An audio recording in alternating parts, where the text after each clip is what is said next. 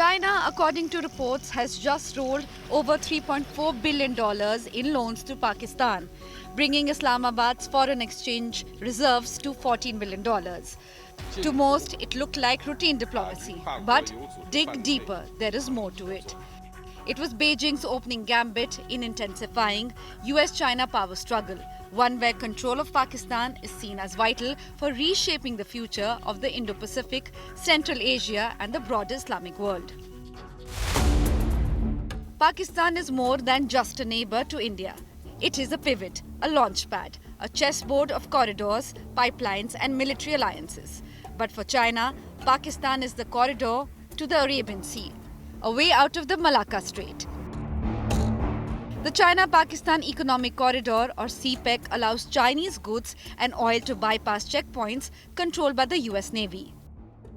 For the US, Pakistan is a security lever, next to Iran, adjacent to Afghanistan, and tightly linked to both the Taliban and Saudi Arabia.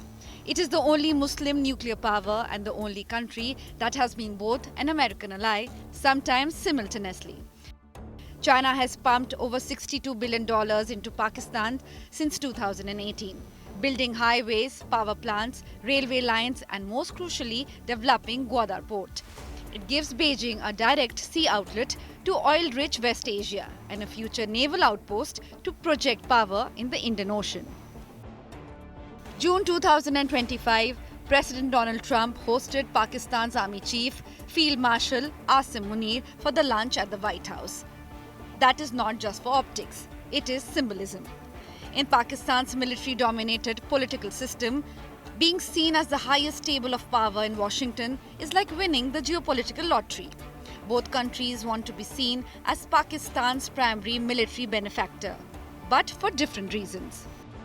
China wants long-term alignment, the US wants tactical access, and to ensure Pakistan doesn't drift entirely into Beijing's orbit.